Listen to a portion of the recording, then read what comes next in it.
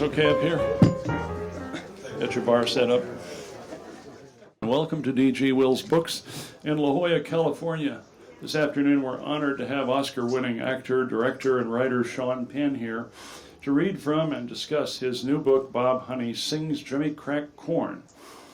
Sean Penn won the Academy Award for Best Actor for his performances in Mystic River and Milk, and received Academy Award nominations as Best Actor for Dead Man Walking, Sweet and Lowdown, and I Am Sam. He has worked as an actor, writer, producer, and director on over 100 theater and film productions. His journalism has appeared in the San Francisco Chronicle, The Nation, The Huffington Post, and Rolling Stone. Bob Honey Sings Jimmy Crack Corn is the madcap follow-up to his debut novel. Authors as diverse as Salman Rushdie, Jane Smiley, and Paul Theroux have highly praised the first work and the second work. Bob Honey, the disillusioned divorcee with a penchant for murder by mallet, weaves his way toward Washington, D.C. for the ultimate showdown with a certain nefarious landlord. But nothing is as it seems, as Bob will have more than just the government working against him. Part comedy and part thriller, Bob Honey Sings Jimmy Crack Corn establishes Sean Penn as a fixture of the literary landscape for years to come. Let me briefly mention a couple of comments about Sean's work, one from Salman Rushdie. It seems wrong to say that so dystopian a novel is great fun to read. I suspect that Thomas Pynchon and Hunter S. Thompson would love this book. And Paul Theroux, who interviewed Sean just at the 92nd Street Y earlier this week, has said, a comic crackling with life, Bob Honey is a hero of our Trumpian times, reflected in the cracked mirror of Penn's prose. I love that it defied the critics, who are, as always, like eunuchs in a harem, observing the creative act, but unable to do the same. Ladies and gentlemen, Sean Penn.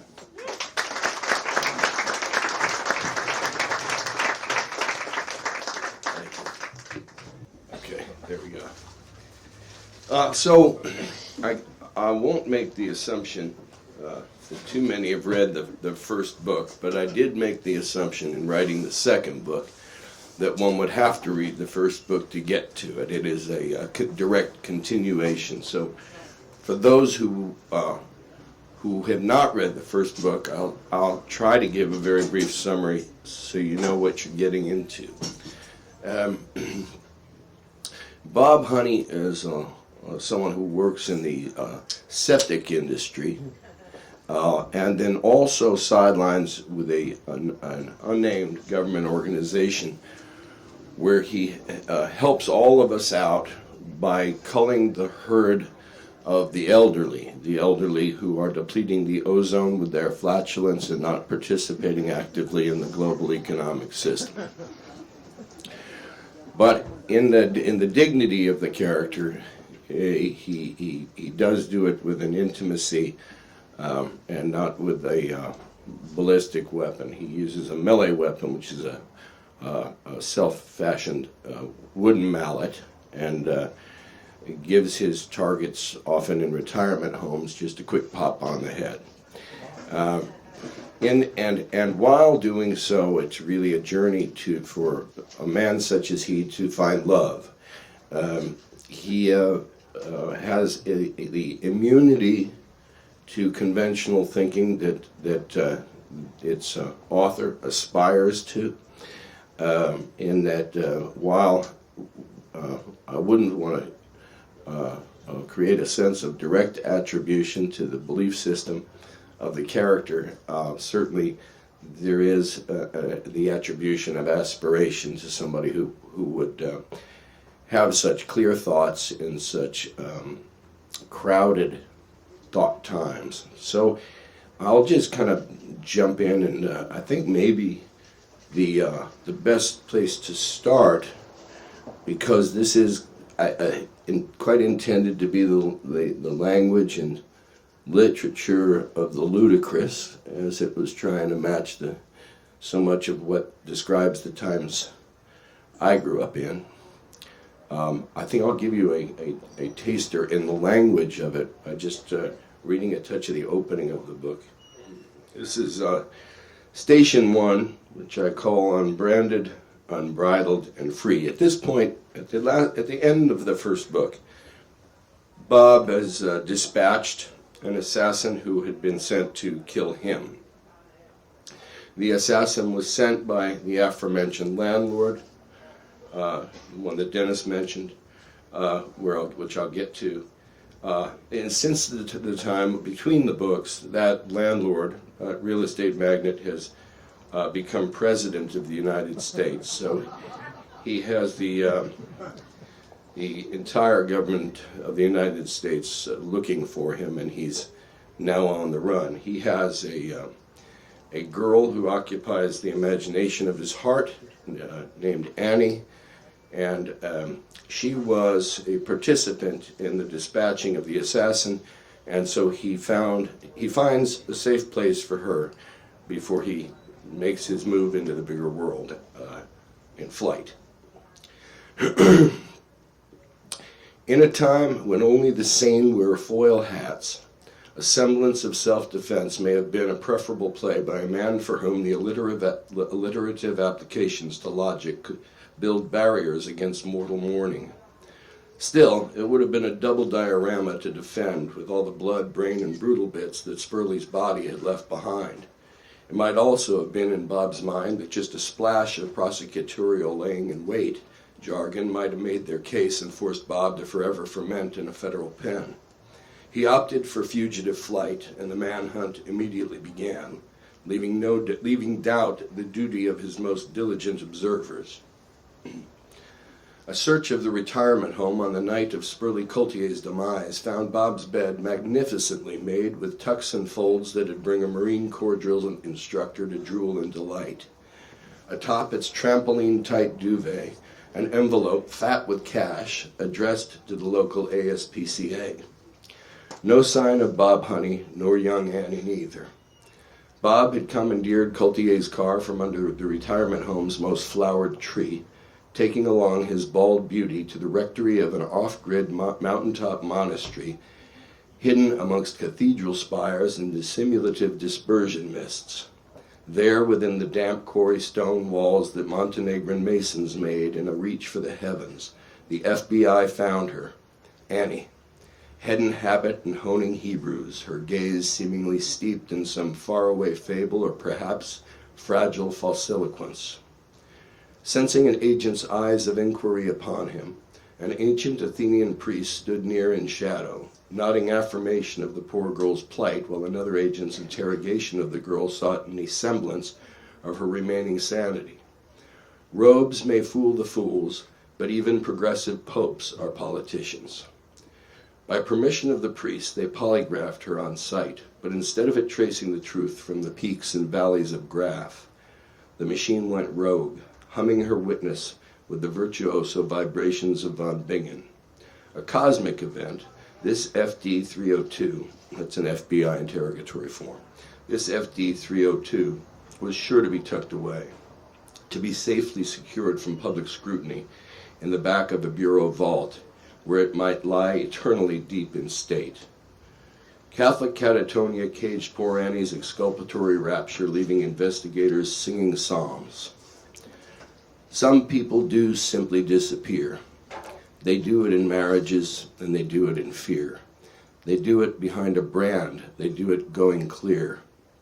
They do it growing old or as a victim at the blunt end of a melee weapon.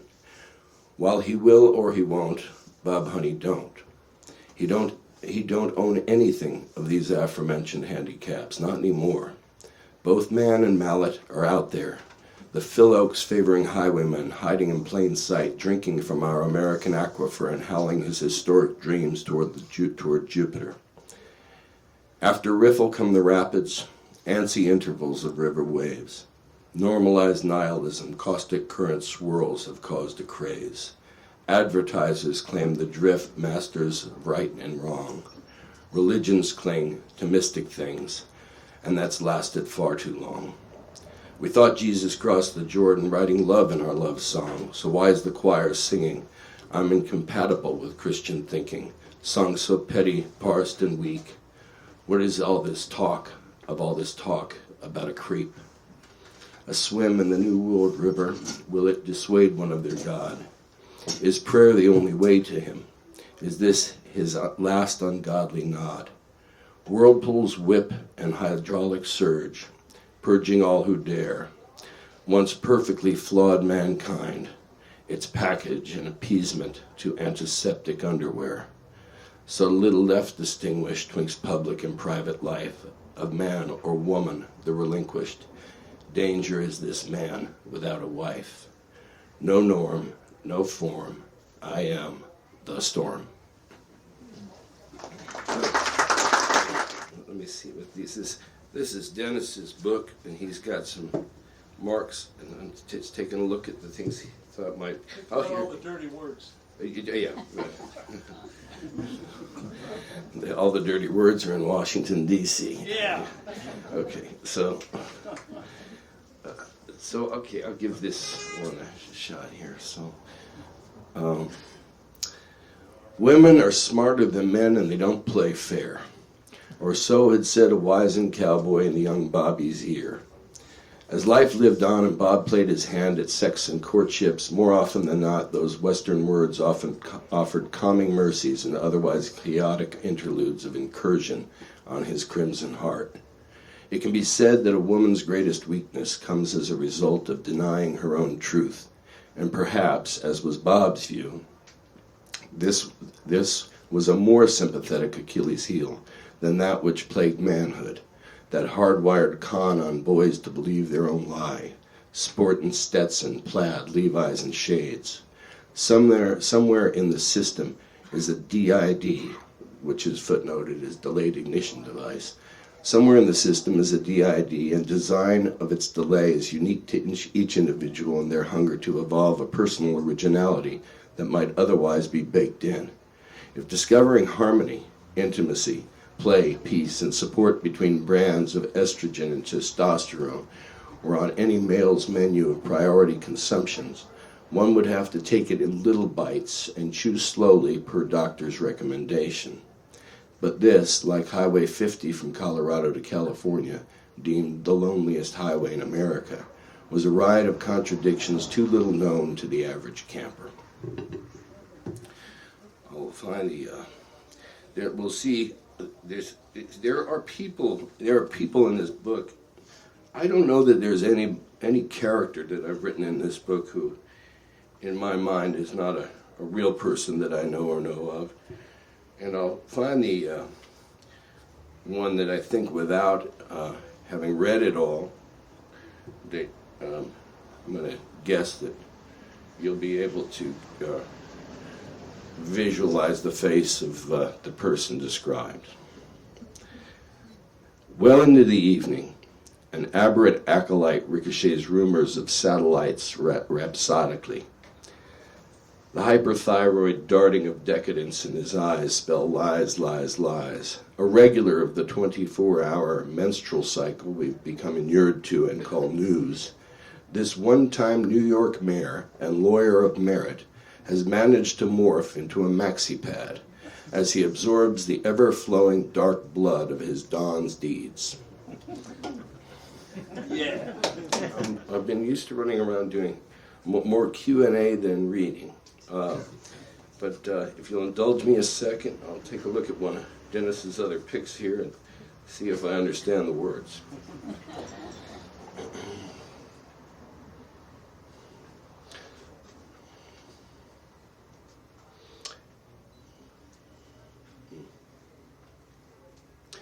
There are certain joys in life that once had, never leave a man's desire. The sweet licorice of blue-wrapped blackjack gum, the coveted clovey flavor burst of Beeman's in red and white, or the wax paper wrapped maple bars made fresh in the wee hours at Helm's Bakery, the delivery trucks of which young Bob would give chase to for breakfast. But in nothing and nowhere does Bob find such satisfaction as in the seat of a 65-ton passenger car, riding the rails of evasion and escape. There is something in the intoxication of trains, in their rumble, romance, and fatherly muscularity, the solitary serenity of their sensation that defies explanation. For Bob, it's just so simply soothing. Get outside his invisible peace, and the faces of fellow passengers' eyes are so seemingly participant to a paranoia unbecoming of passengers. Their trappings of false icons and exploitation of confectionery religion, parental judgments, and the sorcery of social media, and the consuming and looming consumption of the Fourth Estate. Not Bob.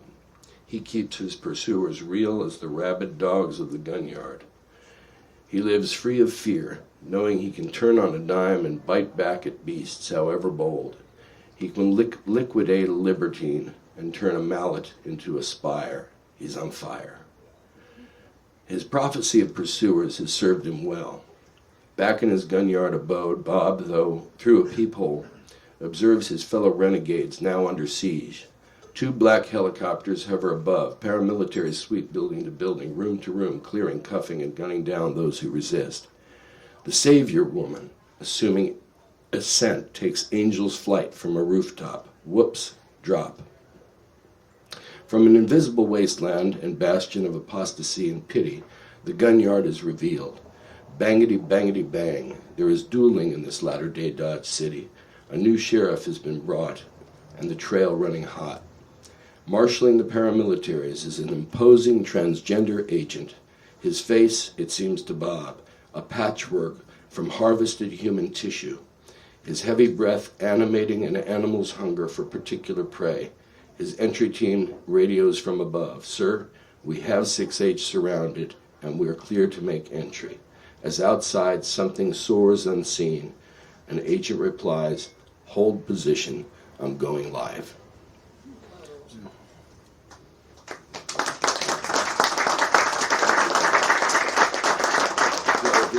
So in terms of the reading section of this, I think I'll end with something. In the first book, once Bob knows that an assassin's coming his way, and knows who has sent the assassin, he writes the landlord a letter. And in this book, the second book, he writes the landlord a second letter. Both end with the last 6 words, which I'll get to here. What did we say? Page 81, 82. Thank you.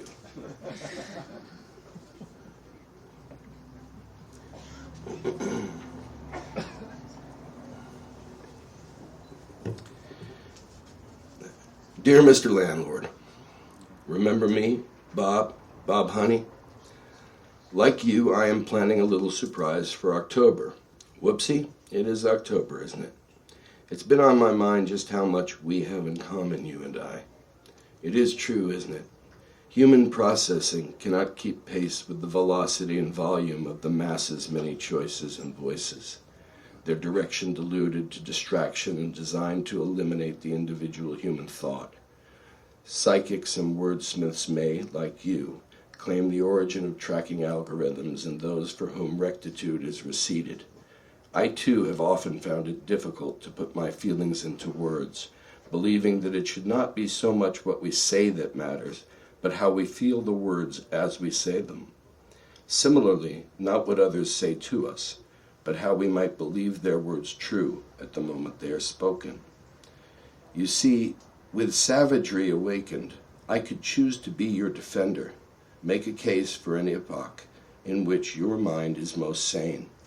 I've seen the 7-year-old sleeved in tattoos of dragons and a rendition of the rifleman on his back, while his parents pledged to you in a booth. It has been said that for those who have had to face the premature deaths of their own children, denial is itself a far too recklessly disparaged tool of grace in the machining of necessary quietudes with which we counter disturbingly painful volumes. What would be the implications, however, if only silence could speak the truth? If fake is in fashion, please don't talk to me about spring collections, and you can tell your wife that while there is no Quranic legitimacy for burqas, similarly, it is also illegitimate to mannequin-mindedly model attention-getting slogans while feigning sympathy for separated Salvadorians and other desperate sprouts from down south. Count me as no longer in a liminal state. I believe you a man of truth so long as I'd stand by lying eyes. So listen, lassie, I'm letting you know there's going to be some really big news. Some really, really, really, really big news. It's going to be huge. No gun or pink mist like that JFK tryst. Your fake news, my fuck you's news. I'll leave you one of my clues. You snooze, etc. Get it? In my life, I've been mocked, maligned, conned, and exploited in ways a man of your caricature can never comprehend. I know with intimacy threats most extreme, and the ways and places too horrifying to utter or ask of your imagining. I've got a good sense of your status mobility system, whether stabbings or intuitive scramble coerced in carnival talk. Upon your passing, there will be no loving tributes, no partisan myths to make or keep, no maverick memory, though memory will remember the creep who crept by day and night in plain sight. All will only be left with all there'd ever been to know, all of what you've made of children's pain by a man whose ego bled in vain. I'm sending you my firstborn and 6 simple words. Tweet me, bitch. I dare you.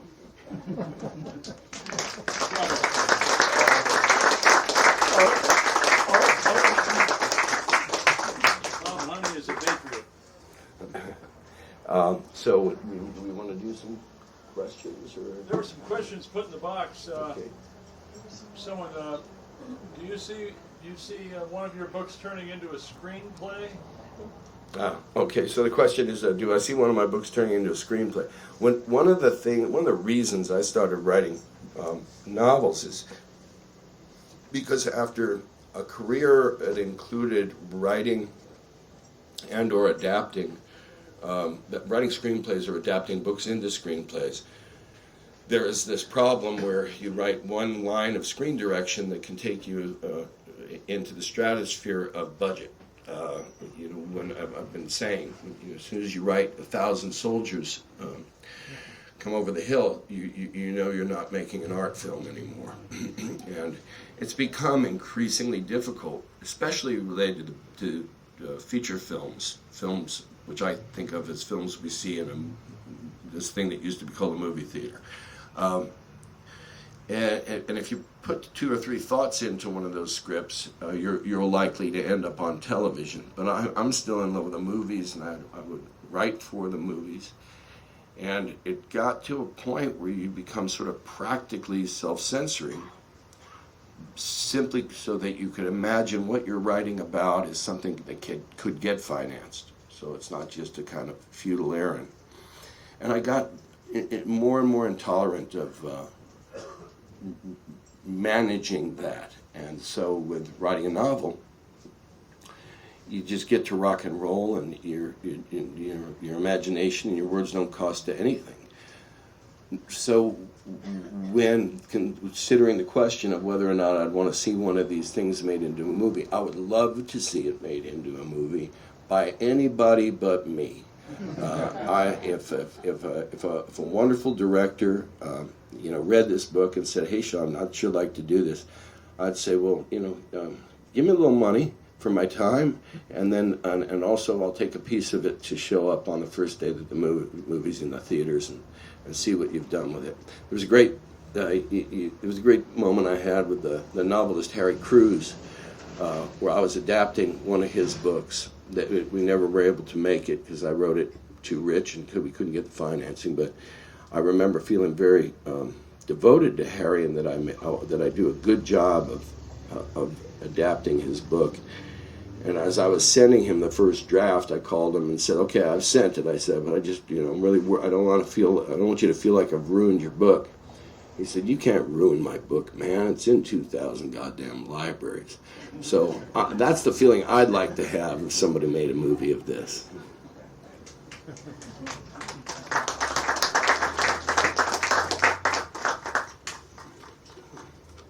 Well, I don't want to hog the show, but I noticed that you use footnotes. A number of prominent authors in the past, T.S. Eliot, Ezra Pound, David Foster Wallace, had a penchant for footnotes. You use footnotes, and some of which are very technical, including in this book the reference to the longest non-technical word in the English language that I can't pronounce, but it was intriguing to look it up and to try to learn how to pronounce it. What draws you to including footnotes in your work? Okay, so I too have been enamored with a footnoted fiction. There's something that it kind of came organically. Whereas I was writing, there are three kinds of words in this book, three categories of word that are used that I would expect would be challenging to the reader. One is, as it turns out, there were a lot of words I never used. I knew them rhythmically, and somehow rhythmically knew what they meant because I would use them because they sounded right in the sentence. But then I'd have to go back and make sure that the sentence made the sense I'd intended it to make. And in a lot of cases, I was using a word I never used correctly. Then there are the words that, and this can be words or acronyms. And all of what I'm going to say is true of many options within the book in terms of the wordplay. Then there is the category of word that I simply was searching for a word, and I might have looked it up to feed into the alliteration style of the language. And then there are the words, and this is probably maybe about 40% of the words that you may have to look up, but you won't because they'll be footnoted, that I just made up. And because I couldn't find a word that I liked better. There was I can't remember who the author was, but there's a very famous female author who was, it was Iris Murdoch, who was talking to her editor and saying, the editor said, there is no such word, about a word in one of her books. And she said, there is now. So what I'll say is that, depending upon your definition of the word dense, because there are two significant definitions of the word dense, and I'll leave it to you which. I am short and dense. So that's true, and you'll interpret it your way. The books are kind of I do a lot of coast-to-coast travel on an airplane, and I kind of had it in my head to write a book one could read between one coast to the other on an airplane. That does not mean that it will be understood in that time. It is meant to challenge, because I think also we should be looking to make a contribution to reinitiating the use of language. So that's part of what makes me laugh myself when I read this stuff, is just how funny it is to hear language used, and especially coming out of my mouth. So I hope that the reader would find the same enjoyment.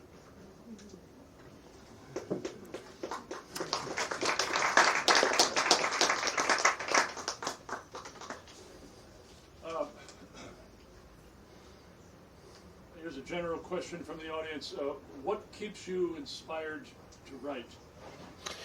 Might be too generic. Yeah, no, what keeps me inspired to write? I think it's generally been true that I'm a person fueled by rage.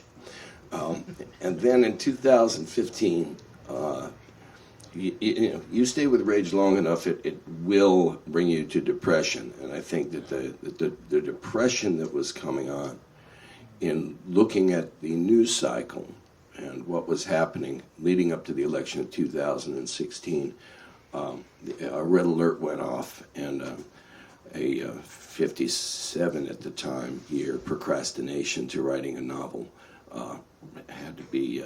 I had to sort of seize the moment, and then just let it rip. So I enjoy writing very much. I've been talking to some groups about this, and there are a couple of authors who admit to me, significant authors whose books would be on these shelves, who have admitted to me that they too very much enjoy writing. But the classic mythology is that it's a lonely profession. Well, I didn't find it so, and that so it's a great place to go and examine your own thoughts and play with language and look for the story you feel is poignant to express to the times within which you live, and give it a go. In my case, I knew going in, I had considered releasing the first novel under a pseudonym, simply because I know how generally beloved a character I am in American culture, and which is to say its opposite. And that specifically when I had had several experiences of getting stories that major full-time journalists didn't get, and to see the Green-Eyed Monsters come out was to have a warning sign of what might happen if I wrote a novel. But I took great comfort in the fact that my pool remains heated, and that nothing could stop me from writing because it didn't cost any money to do it. And so I thought, well, let's see what happens. And when the first book came out, because as Dennis mentioned, it got some extraordinarily energetic criticism, and I can genuinely say that if I'd had my first choice, it would have been the Pulitzer Prize. But the second close second choice would have been the kind of vitriol that I got, because it really, really motivated me to keep writing, and to keep making these people have to pretend that they read it, so that they could formulate a diatribe of hate in response to it. And then I could go around and talk to people like you and find 6 or 8 out of you who might take the time to read it and see it differently than they did.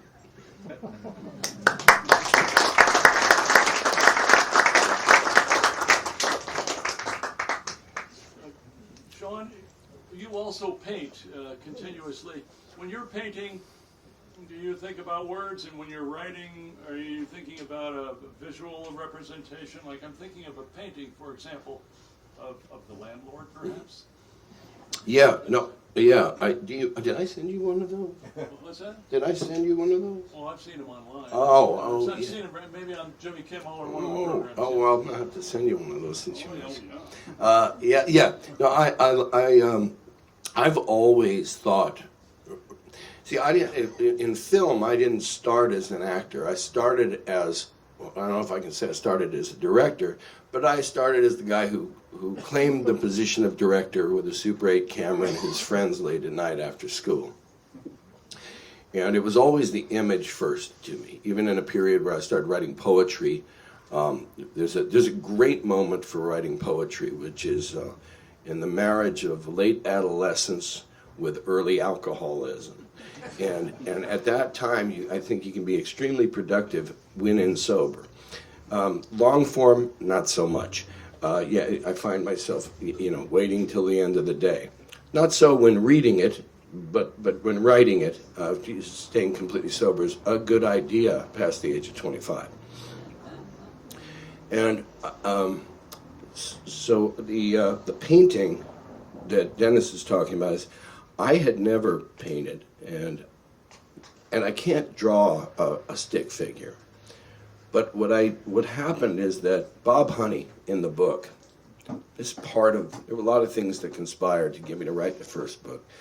But like all of you will have a sense of your version of this, and maybe some literally the same as mine. It's not a particularly unique one. But whether it's looking at a cloud on a given day when the light is hitting it in a certain way and we see a face in it, or I have in my toilet at home marble walls, and in the marble patterns there are extraordinary demons that appear in various, when the light's refracted in different ways through that door, different faces appear. So what I started doing was, and Bob Honey has a great fascination with the morphing of marble, starting particularly in the first book and picked up again in the second, and an intimate relationship with the faces of the marble that he sees. So what I started doing is, when I figured out how to use the phone, the picture-taking device on the phone, I would take a picture of that marble, and then, and seeing something, that somebody else would see something else. But what I saw, I would make sure I marked it, because you could look at it the next day and you'd forget it like a dream. You wouldn't know which face to look for. You'd find a different form. But if I did it right away and kept my mind on what that image was I was looking at, then printed it up real big, and then started getting paint and getting rid of everything that wasn't that image, and then playing on top of it, it turned out that the faces I was seeing were the same faces I was writing. It was the same vibe of everything that was going on. And I guess this probably speaks to brain science in a way that I won't be able to help you with. So I went through a period of, while writing the books, I would paint the characters as I saw them.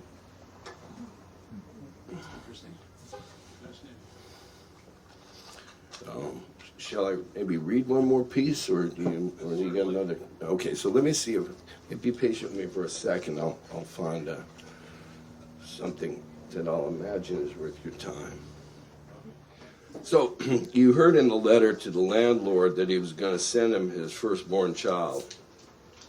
The firstborn child that Bob sends is an electric circuit. And so I suppose you would call this an animated, inanimate creature, but it has a voice of its own as it's born. Yeah. And this is meant to be read very quickly, and I'll do my best. Maybe I'll take a drag of the cigarette first. So this is, I don't want to do a spoiler per se, but this circuit is going to bring us to the crescendo of the story, and I'll stop short of that. If only one could get a frightened crowd to lend an ear, and if one could, this is what they'd hear. To animists, it's clear that Bob had birthed a baby. Its Bethlehem too soon appear. It doesn't like to be called Sparky, though that's likely the name it will wear. Neither boy nor beast, not a girl in the least, but best you take it from the source, a voice of voltage and of force. I'm no different than you, not anymore. We are all just circuits and slaves of fiber optic cyber systems marching us into mayhem.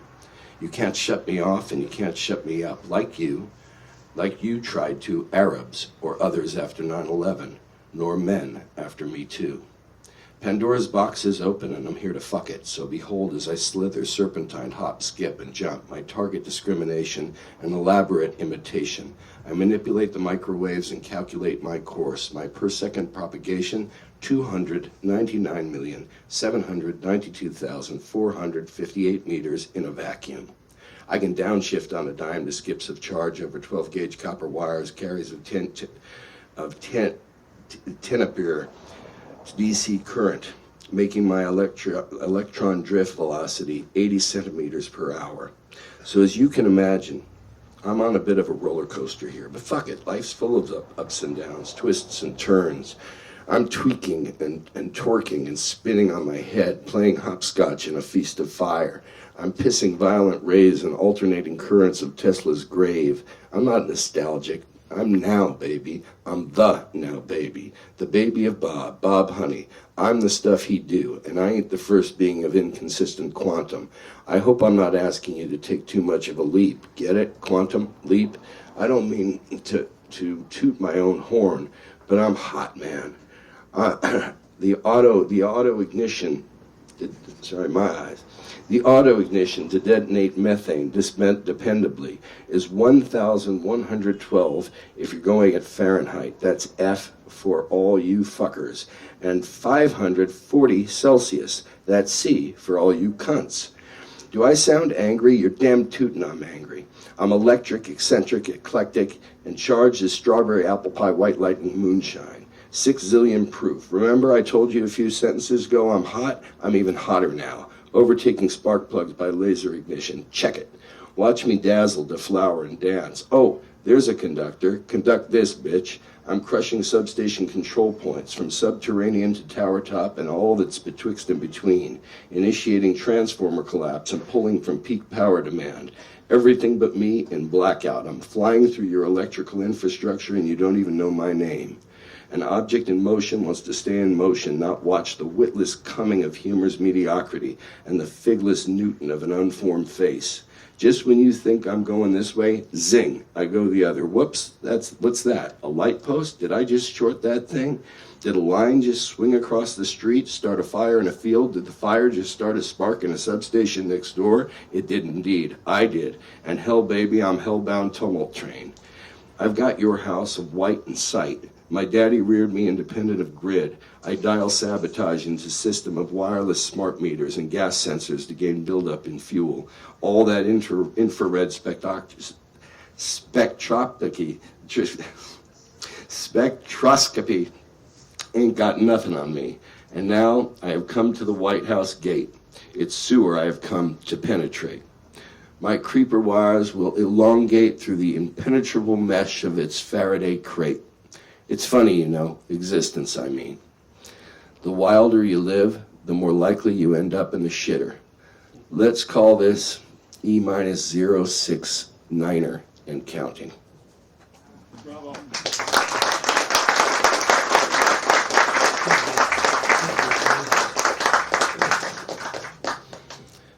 I don't know what else to say, Dennis. I do recommend that if anybody ventures to read one of the books, they really should read the first one first. Otherwise, I can't take responsibility for things not understood. We have copies of the first one sitting over here. Okay. All right. Well, unless anybody's got a question, I think we're good. I wouldn't mind if somebody's got one. Okay, yes. Oh. Do you have any rituals when you're writing? Are you kind of structured every day? Well, what I do is, once I've got the rhythm in mind of where I'm going with the thing and the idea sketched out of I don't want to say beginning, middle, and end because it's not really formally like that in terms of the style of writing that it is. But I'll do about 30 15-hour days in a row. And I'll have the book as it would make sense to me alone at that point. And then I'll start getting some trusted friends or others in and perhaps read some sections aloud and see if it translates. And typically, as soon as you're reading to somebody other than yourself, you don't need an answer. You know where it won't translate, and you start making notes and rewriting. So then I'll take a year or two to give form to what I wrote in a month. And that's before you go to editor or anything? Yeah, and then I go to an editor, and then my editors here today, Guy and Tosi, typically my history in two books is that I've been very lucky with both the editors I had. Well, both in the fact that they were very encouraging and supportive and knew that what I was writing was a voice of its own and not to try to change that. But often the best things would be something like, on page such and such, there's a line that says such and such. I don't know what that means. Would you like me to? And so then I'd go back and because I would like everybody to. I wanted to write it to a point where I could show it to a stranger, if I found one stranger who read it not knowing anything about it and could tell me accurately what I had written, then I didn't want to write any more clearly than that. Thank you.